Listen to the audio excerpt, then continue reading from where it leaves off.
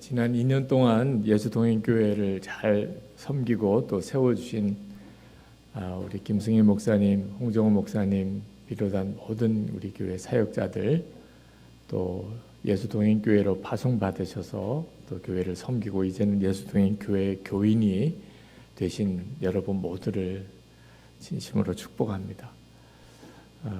하나님께서 우리에게 예수 동행 운동을 하게 하시고, 그리고 이 예수 동행 운동의 원형이 되는 교회, 또 예수 동행 운동의 모델이 되는 교회가 필요하다 하는 생각을 하게 하셨어요. 처음에 예수 동행 교회를 창립을 할 때는 사실 굉장히 부담스러운 일이었습니다. 이 위지엠 사역 자체가 워낙 규모가 크고 앞으로 계속 그 사역이 확장되고 있는 상황에서 또 교회를 하나 세울 수 있을까 하는 대단한 부담감이 있었지만, 그러나 예수동행 운동의 정말 모델이요 원형인 교회는 반드시 있어야 한다. 그래서 세워진 것이 예수동행 교회입니다. 예수동행 교회는 교인들 전부 다 동행 일기를 쓰면서 주님과 친밀히 동행하는 교인들로 구성된 교회, 그리고 나눔 방이 하나의 작은 교회가 되는 그런 교회가 예수동행교회가 지향하는 목표였습니다. 근데 그런 교회가 정말 필요할까 하는 생각도 있었어요. 정말 꼭 그런 교회가, 원형인 교회가 필요할까? 그런데 지난 2년 동안 코로나19 확산으로 인해서 큰 어려움을 겪으면서 예수님과 친밀히 동행하는 공동체인 교회가 반드시 있어야 한다. 예수동행교회 존재의 의미를 너무나 명확하게 확인해 주셨습니다. 그리고 또 그게 가능하다는 것. 온 교우들이 예수님과 친밀히 동행하고, 그리고 나눔방이 작은 교회가 되는 그런 교회가 실제로 가능할 수 있다는 사실을 증명해 냈습니다. 그런 뜻에서 오늘 2주년 감사 예배가 참 특별하기도 하고 하나님이 정말 기뻐하시는 예배라고 확신합니다. 그러나 저는 오늘 우리가 너무너무 기쁜 일이고 우리가 귀한 사역을 2년 동안 이루었지만 절대로 마냥 기뻐하기만 해서는 안 된다는 사실도 오늘 같이 좀 나누고 싶어요. 왜냐하면 우리가 예수님과 친밀히 동행하는 삶을 사는 것도 저절로 되지 않잖아요. 그리고 실제로 주님과 친밀히 동행하는 삶을 살았어도 더 중요한 것은 계속 그런 삶을 살아가는 거잖아요. 예수님과 친밀하게 동행하는 교회 공동체도 그런 공동체를 세우는 일도 대단히 중요하지만, 그런 교회 공동체가 계속 되어져 가는 것, 이것도 너무너무 중요하고 또 절대로 저절로 되는 일이 아니라는 겁니다. 14절 말씀에 보면 시작할 때 확신한 것을 끝까지 견고히 잡고 있으면 그러면 그리스도와 함께 참여한 자가 되리라, 그렇게 말씀을 하셨습니다. 그러니까 우리가 개인적으로도 주님과 친밀히 동행하는 삶을 살 때 그때 확신한 것을 끝까지 견고히 잡고 있어야 할 필요가 있어요. 교회 공동체도 마찬가지입니다. 교회 공동체도 한번 주님이 그와 같은 아름다운 교회 공동체를 이루셨다면 그것을 끝까지 확고히 붙잡고 가는 일이 필요해요. 이 일을 위해서 예수 동행 교회에 꼭 드리고 싶은 말씀이, 이 예수님과 친밀히 동행하는 교회 공동체의 이 분위기를 우리가 어떻든지 우리끼리 잘 누리고 살아야 되겠다 하면 큰일 난다는 겁니다. 그러면 틀림없이 서서히 이 공동체는 줄어들다가 나중에 한 사람도 남지 않게 돼요. 왜냐하면 하나님께서 그런 마음을 가지고 있는 공동체에 은혜를 계속 부으실 수 없기 때문입니다. 예수님과 친밀히 동행하는 교회 공동체를 어떻든지 다른 교회에도 전해주고, 또 이 예수 동행 교회를 전국에 있는 방방곳곳에 세워야 되겠다는 마음을 가지고 이 교회 공동체를 확산시켜 나가려고 하지 않으면 하나님이 우리에게 은혜를 주실 이유가 없게 되는 겁니다. 내가 성경을 오늘 히브리서 읽진 않았지만 3장 6절 말씀에 보면 우리를 하나님의 집이라고 표현을 했습니다. 제가 6절을 읽어드리겠습니다. 그리스도는 하나님의 집을 맡은 아들로서 그와 같이 하셨으니 우리가 소망의 확신과 자랑을 끝까지 굳게 잡고 있으면 우리는 그의 집이라. 참 놀라운 말씀이죠. 우리가 하나님의 집이라는 거예요. 예수님을 우리가 영접하면 예수님이 우리의 몸을 거처 삼으셔서 우리 안에 오시니 우리가 예수님의 집이 되는 겁니다. 하나님의 성전이 되는 거죠. 그런데 하나님의 성전에는 한 사람만 있는 게 아닙니다. 하나님의 가족들, 하나님의 백성들이 다 하나님의 집에 있잖아요. 그러니까 우리가 하나님의 성전인 것은 개인적으로 하나님께서 내 안에 거하신다는 의미이기도 하고 또 동시에 하나님의 성전된 자들이 모인 공동체를 말하기도 합니다. 그래서 우리가 반드시 기억해야 될 것은 우리 자신이 하나님과 친밀히 동행해야 하지만 공동체가, 교회 공동체가 하나님과 친밀히 동행하는 공동체여야 한다는 거예요. 이게 우리에게 너무너무 중요한 사명입니다. 마치 노아 시대 때 노아 방주가 있었듯이 예수님과 친밀히 동행하는 공동체는, 교회 공동체는 지금 이 시대의 구원의 방주예요. 저는 아프가니스탄 사태로 뉴스를 보다가 그 첫날 카불 공항에서 미군 수송기가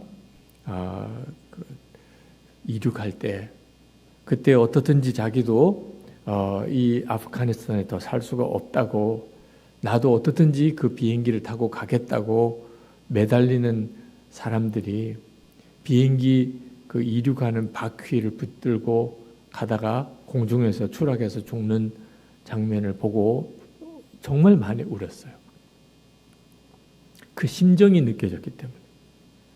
오늘도 우리 기도해 주시는 장재경 집사님 아프가니스탄 위해서 기도하다가 정말 그 마음에 울컥하는 눈물을 억제하기 쉽지 않으셨던 것처럼 아프가니스탄을 위해서 기도하면 그 심정이 느껴져요. 지금 아프가니스탄에 남아있는 그리스도인들, 그들은 어떤 심정일까? 떨어져 죽어도 하여튼 비행기 바퀴라도 붙잡을 마음이 있겠죠. 그런데 그날 그 기도를 울면서 드리다가 이게 남의 일만 아니라는 거예요. 지금 그대로 우리들의 이야기라는 겁니다.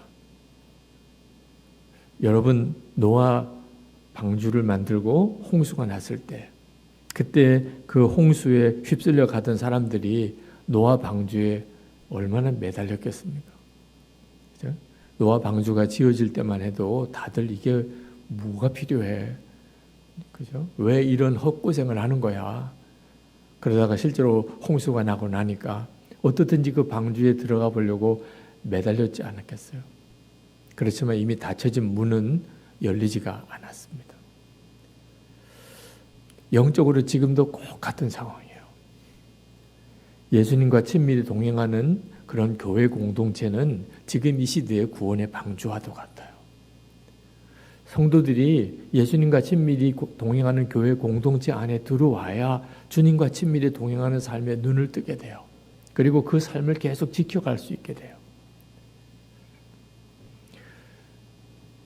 그렇지만 떨어져 나가고 있는 것을 의식하지 못하는 사람들도 많습니다. 내가 만약에 매일 주님과 친밀히 동행하는 삶을 살고 있다면 본인 자신이 알잖아요. 항상 주님이 의식이 되는 거죠. 가족을 만나도 직장을 나가도 밥을 먹어도 길거리를 걸어가도 늘 주님이 의식이 돼요. 내가 무슨 말을 할 때, 내가 무슨 도장을 하나 찍을 때 다 주님이 의식이 돼요. 그러면 지금 나는 구원의 방주 안에 있는 겁니다. 그런데 내가 교회에는 다니기는 하지만 주님을 항상 잊어버려요. 지나고 나서 잠깐 생각이 날 때도 있지만 그것도 거의 드물어요. 그렇다면 지금 구원의 방주에서 떨어져 나가고 있는 겁니다. 히브리서 3장 12절에 형제들아 너희는 삼가 혹 너희 중에 누가 믿지 아니하는 악한 마음을 품고 살아계신 하나님에게서 떨어질까 조심할 것이요. 정말 두려운 말씀이에요. 하나님의 성전이 되었다고 해서 아무렇게나 살아도 그 하나님의 성전됨이 그냥 그 은혜가 유지되는 거 아니라는 겁니다. 하나님에게서 떨어질 수 있다는 거예요. 어떤 경우에 마음이 굳어지는 경우, 악한 마음을 품게 되는 경우입니다. 만약에 내가 구원의 방주를 탔는데 그 구원의 방주에서 내가 어떻게 떨어져 나가는 그런 위기 상황이 온다면 어떻게 하시겠어요? 아마 살려주세요, 도와주세요 막 소리 지르면서 어떻든지 그 구원의 방주에서 떨어지지 않으려고 매달리지 않겠어요? 지금 카불 공항에서 벌어지고 있는 일이 남의 일이 아닌 거예요. 그런데 안타깝게도 많은 성도들이 지금 주님과 실제로 친밀하게 동행하는 삶을 살지 않으면서도 구원의 방주에서 떨어져 나가는 것 같은 위기감을 못 느끼고 있어요. 그게 영적으로 잠이 들었다는 표현을 하고 있는 겁니다. 위기는 엄청난 위기가 왔어요. 내가 지금 예수를 믿는 게 그냥 교회만 다니는 거지 실제로는 내 삶 속에서 주님은 전혀 기억도 되지도 않고 의식도 되지도 않아요. 잠깐 생각이 났다가 그걸로 끝이에요. 그런데도 내가 구원의 방주에서 떨어져 나가는 것 같은 위기감이 전혀 없어요. 그래서 예수님과 친밀히 동행하는 공동체가 필요한 거예요. 왜? 예수님과 친밀히 동행하는 공동체 안에 있게 되면 내가 주님과 친밀히 동행하지 않는 삶이 너무 이상한 삶이라고 느껴지니까. 13절에 오직 오늘이라 일컫는 동안에 매일 피차 권면하여 너희 중에 누구든지 죄의 유혹으로 완고하게 되지 않도록 하라. 매일 피차 권면하여 누구든지 마음이 완고하게 되지 않도록 하라. 이게 우리가 지금 오늘 함께 나누는 예수님과 친밀한 교회 공동체가 필요한 이유예요.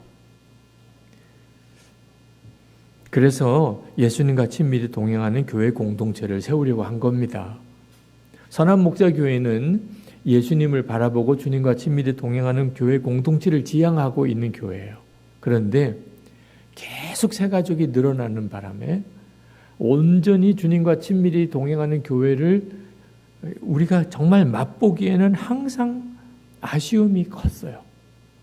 늘 주님과 친밀히 동행하는 것에 대해서 새로 배워야 되는 사람, 새로 훈련받아야 되는 사람이 생기고 또 그분들이 많아지다 보니까 끝까지 붙들어 주기가 쉽지 않은, 지향하는 목표는 그 공동체인데 실제로 교인들이 누리기에는 아쉬움이 많은 것이었어요. 그래서 예수 동행 교회를 세우게 된 거예요. 예수 동행 운동의 모델과 원형인 교회로서 교회가 필요하다고 생각한 거죠. 우리는 우리 마음이 쉽게 굳어진다는 것을 알아야 됩니다. 오늘 히브리서를 쓴 히브리서 기자가 지금 마음이 굳어진 예를, 이스라엘 백성들을 예를 들었어요. 출애굽기 17장에 나오는 물이 없을 때 모세에게 와서 물을 달라고 이스라엘 백성들이 막 아우성치던 그때의 그 내용을 예를 든 거예요. 하나님께서 결국 물은 주셨어요. 그러나 그걸 계기로 해서 그들이 하나님 앞에 물 달라고 막 대들고 아우성을 치던 그곳 이름을 정해 주셨어요. 마사, 머리바라고 정했어요. 의미는요, 하나님과 다투었다는 거예요. 출애굽기 17장 7절에 그가 그곳 이름을 마사 또는 브리바라 불렀으니 이는 이스라엘 자손이 다투었으며 또한 그들이 여호와를 시험하여 이르기를 여호와께서 우리 중에 계신가 안 계신가 하였음이었더라. 지금 이스라엘 백성은 출애굽을 다 경험한 사람들입니다. 그 애굽에서 10가지 재앙도, 그리고 홍해가 갈라지는 경험도, 그리고 만나와 메추라기를 그런 경험을 했는데도 그들이 물이 없으니까 모세에게 와서 우리를 죽이려고 광야로 내몰았냐, 그렇게 대들었다는 거예요. 물론 목이 너무 마르니까 정말 물을 달라고 하나님께 기도할 수 있죠. 그래도 태도가 중요한 거죠. 말보다는. 하나님, 우리가 너무 목이 마릅니다. 우리에게 물이 있어야 됩니다. 우리에게 물을 주십시오. 그렇게 할 수 있잖아요. 그죠? 하나님께 무언가를 간구하는 것 자체가 잘못이 아니에요. 그런데 이스라엘 백성들은 하나님께 대들고 소리 지르고 싸웠다는 거예요. 여러분, 이게 마음이 강팍해지는 거예요. 전혀 하나님의 의식이 안 되는 겁니다. 모세에게 대드는 것이 사실은 하나님에게 대드는 것이라는 것을 전혀 인식을 못한 거예요. 그래서 시편 95편 8절에 이르시기를 너희는 무리바에서와 같이 또 광야 마사의 날과 같이 너희 마음을 강팍하게 말지어다, 이렇게 말씀하고 있어요. 이스라엘 백성들에게는 이건 엄청난 교훈이었어요. 우리가 교회 안에서 큰 소리 내지 않아야 되는 이유가 거기에 있습니다. 우리는 옳다는 주장을 할 때는 어떤 때는 갑자기 거의 이성을 잃어버려요. 뭐가 잘못됐을 때 바로 잡아야 되죠. 그런데 중요한 것은 태도예요. 우리가 교회 공동체 안에서 무슨 말을 하든지 그것은 다 주님 앞에서 하는 거예요. 내가 무슨 주장을 하든지 그건 다 주님을 향하여 하는 겁니다. 그 점이 의식이 되어야 하는 거예요. 그런데 안타깝게도 내가 무슨 옳은 말을 한다고 그래서 마치 도대체 주님 앞에서는 할 수 없는 태도로 한다면 그 마음이 강팍해진 거죠. 마귀가 노리는 게 바로 그겁니다. 우리가 교회 다니기도 해요. 교회에서 어떤 직분을 맡기도 합니다. 그런데 마귀가 마음이 굳어지게 만드는 거예요. 그래서 지금 한국 교회 안에 사실 이 구원의 방주의 역할을 하는 게 아니고 성도들에게 끊임없이 마음에 상처를 주고 시험을 주고 그 영혼을 파괴하는 그런 교회 공동체가 너무너무 많아요. 마귀가 실제로 성도들의 마음을 굳어지게 만들었기 때문에. 고린도후서 4장 4절에 그 중에 이 세상의 신이 믿지 아니하는 자들의 마음을 혼미하게 하여 그리스도의 영광의 복음의 광채가 비추지 못하게 함이니 그리스도는 하나님의 형상이니라. 전혀 주님을 의식하지 못하게 만드는 거예요. 그러니까 교회 다니면서도 실제로 내가 지금 주님 앞에 있다는 것을 전혀 의식하지 못하게 되면 그러면 교회 안에서 싸우는 일이 벌어져요. 그래서 우리가 마음을 항상 열어야 하는 겁니다. 지금 내 마음이 어떤 상태인지를 계속 열어야 돼요. 만약에 우리가 마음을 열지 않으면 100% 마귀에게 당합니다. 마음이 언제 굳어졌는지를 자기도 몰라요. 언제 내 마음이 강팍해졌는지 자기도 몰라요. 근데 마음을 열면 본인이 금방 알아요. 지금 내 마음이 지금 사람들에게 이렇게 열어놓을 상태가 아니라는 것. 그리고 자기가 의식하지 못하더라도 함께 같이 섬겨주는 다른 사람들이 느껴요. 지금 집사님의 마음이 아주 위험한 상태에 있는 것 같습니다. 말하는 걸 들어보면 알잖아요. 그죠? 옳은 말을 하긴 하는데 전혀 주님을 의식하지 못하고 있다면 집사님, 우리 같이 기도해요. 이렇게 가게 되죠. 주님이 두세 사람이 내 이름으로 모인 곳에 주님도 함께 하시겠다고 약속하셨어요. 마태복음 18장 20절에. 자, 주님은 우리 마음에 오셨어요. 내 마음 안에 주님이 계세요. 그런데 왜 꼭 두세 사람이 모인 곳에 주님이 함께 계시겠다는 말씀을 하셨을까요? 한 사람이 더 필요해요.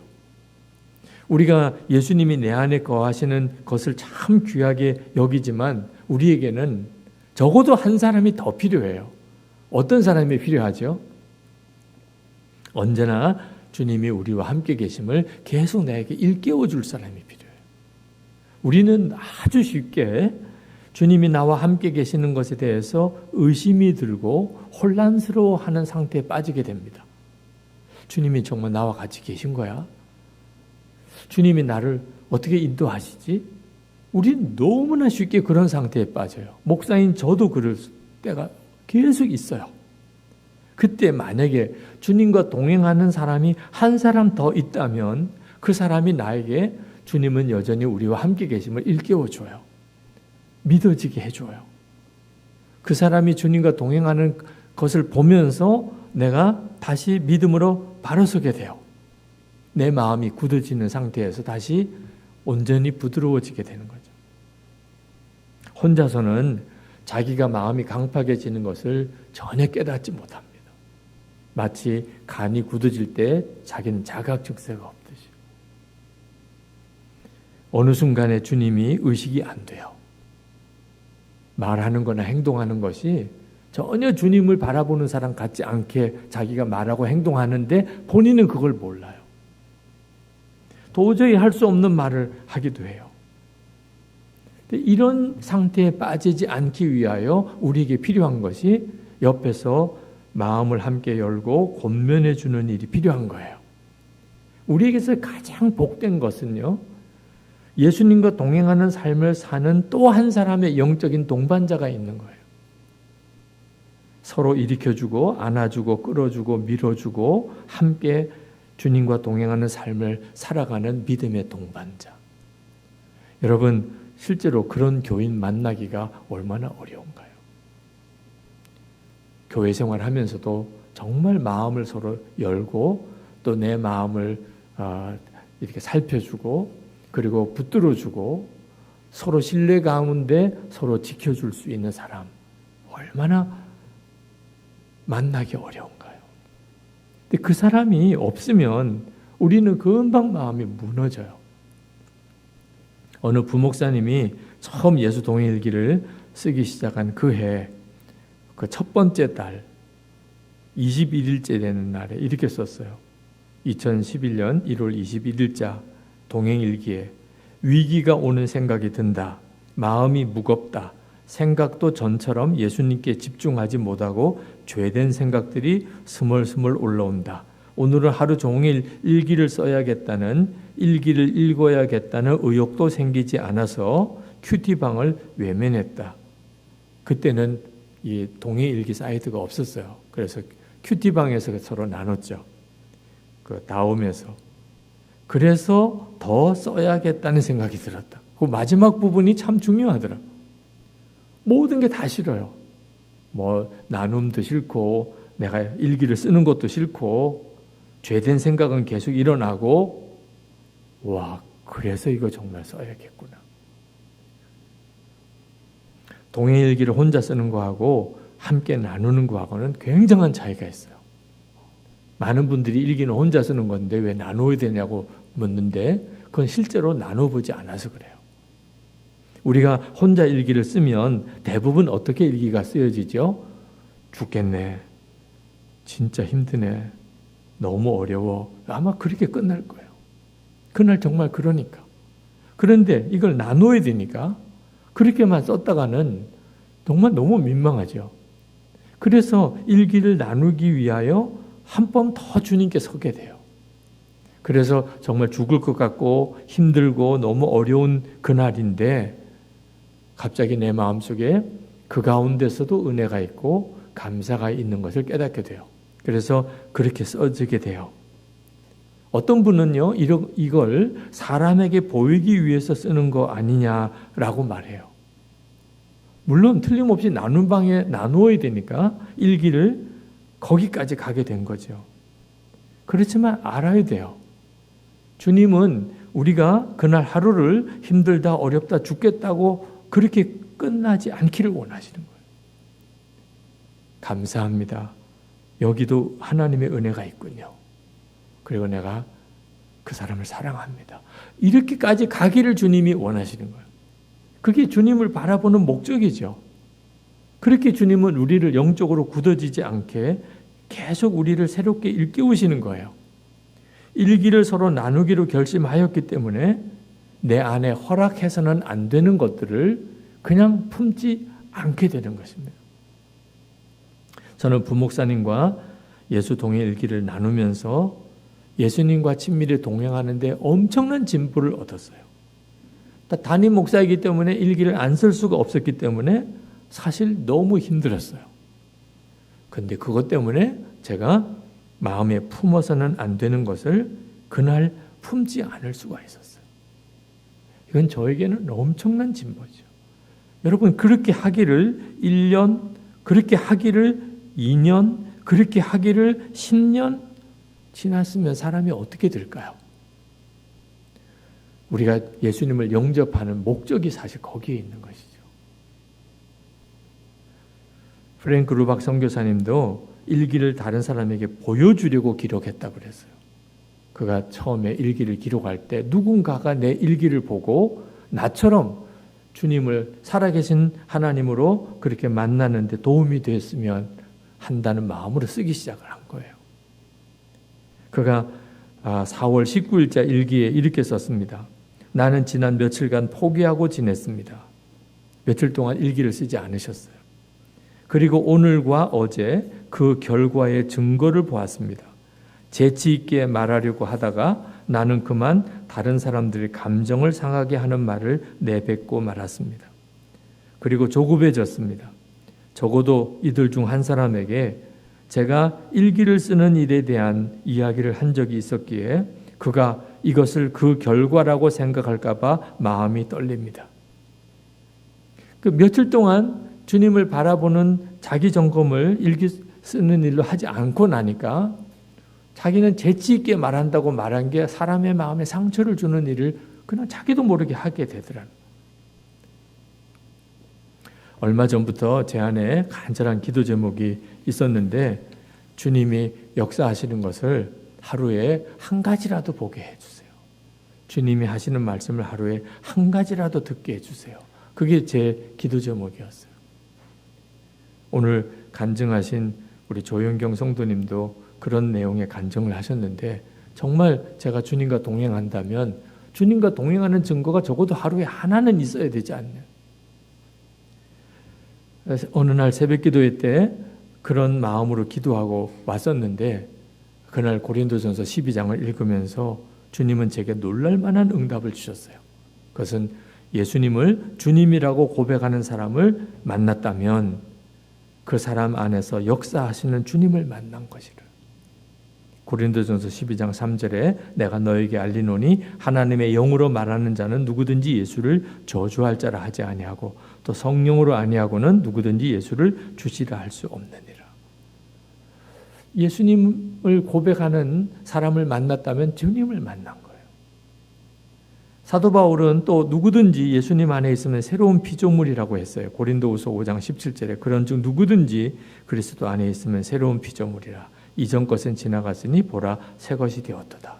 여기 누구든지라는 말은 사도 바울 자신을 향하여 아마 생각하고 한 말 같아요. 왜냐하면 사도 바울이 하나님과 원수되었던 자잖아요. 교회를 핍박하던 자. 그런데 그런 자기도 예수 그리스도 안에서 사도가 되었어요. 정말 새로운 피조물이 된 거죠.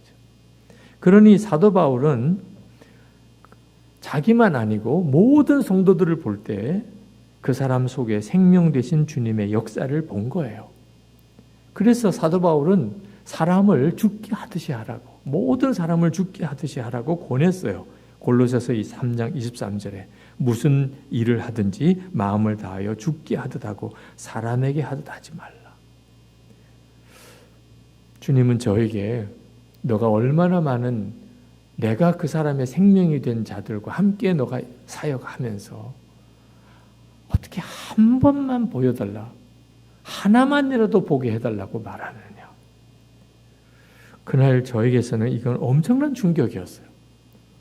주님의 생명으로 새 피조물이 된 그렇게 많은 동역자들과 성도들을 만나고 있으면서 그래서 그날 기도할 때 주님 오늘 주님 정말 오늘 한 번만이라도 주님의 역사를 보게 해주세요라는 기도가 오늘은 엄청나게 주님의 역사를 보게 될 것이라는 확신과 감사로 바뀌었어요. 이건 정말 놀랍잖아요. 이게 예수님과 친밀히 동행하는 교회 공동체의 핵심이에요. 우리가 교회 공동체로 모였을 때 그 공동체 안에 있는 우리 서로를 보면서 주님을 보아야 돼요. 정말 죽게 하듯이 서로 섬겨야 됩니다. 그러면 아주 알게 돼요. 주님이 우리 교회 공동체 안에 함께 계시고 우리를 이끌어 가신다. 예수동행교회 창립 2주년 예배를 드리시는 여러분 자신이 주님과 정말 친밀히 동행하는 성도가 되어야 됩니다. 동행일기를 쓰면서 우리가 계속 하려고 하는 거예요. 그리고 또 하나, 이 나눔방을 통하여 여러분이 예수님과 친밀히 동행하는 교회 공동체를 세워야 돼요. 그렇게 되기를 축복합니다. 그리고 이 예수동행교회, 주님과 친밀히 동행하는 교회 공동체의 비전을 전국 방방 곳곳에 세우게 되시기를 또한 축원합니다.